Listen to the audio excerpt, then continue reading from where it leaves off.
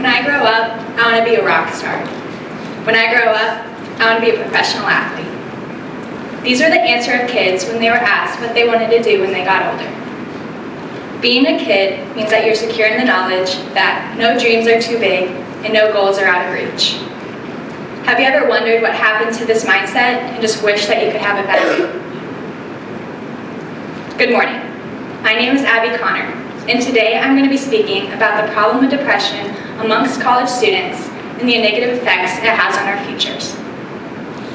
I, a freshman here at Wichita State University, am experiencing firsthand the compelling pace at which life passes and the anxiety that builds when we try to keep up, causing me to push on the brakes and want to settle for mediocrity.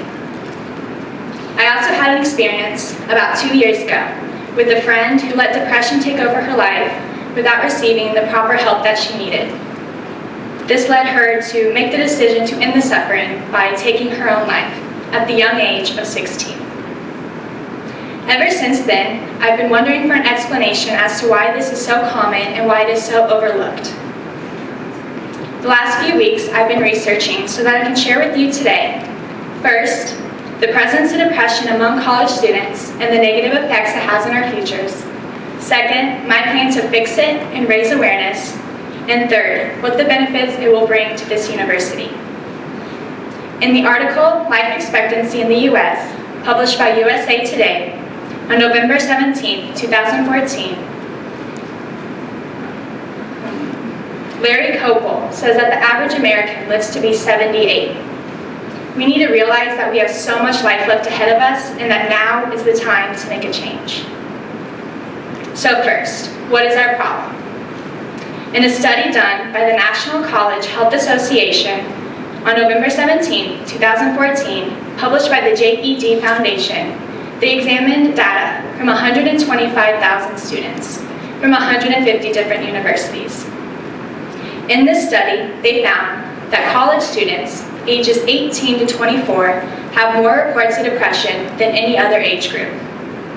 This isn't a surprise when you take into account the unique amount of stressors that we're given with family, finances, school, and we get to do it all on our own. The study also found that 1 in 3 of these students suffered from crippling depression, in which it hindered their everyday ability to keep going, and over half experienced overwhelming anxiety. So why is this so common? As we watch life fly by for the first time on our own, we're excited. And we're terrified when reality hits us at Thanksgiving dinner and we're bombarded with questions about our future. And we suddenly realize that we have no idea. In the article, Depression in College Students, published March 29, 2012 by Healthline.com, Michael Kerr describes depression as a feeling of anxiousness, inadequacy, exhaustion, and loss of interest in things we used to have interest in. All of which we experience when we develop these imaginary expectations that others have on us, ones that we must meet and we continuously don't. We become so overwhelmed and tired that we decide we would rather settle for an adequate story to tell the family rather than fight for our dreams. Well, what's wrong with this? According to the author of The Top 5 Regrets of the Dying, published by the Hay House on November 19, 2009, Bronnie Ware shares her experience of working with patients who decided to spend their last few weeks at home. During this time, she would ask them about regrets that they had about their life, or things that they would have done differently. Out of the 5 most common themes, number 1 was that they wished they had the courage to live a life true to themselves, rather than ones others expected of them. That all their dreams had gone unfulfilled because of these expectations they must meet. Our problem is that depression is so normal that suicide is the 3rd leading cause of death among college students, because we allow it to take over our lives without wanting to fix the problem. But hey, it's an adequate story, right? Now that I've informed you of the problem, I will now describe my plan to fix it. Second, a mandatory student health survey will be sent out at the beginning of each semester via email with 2 simple questions. 1, are you happy?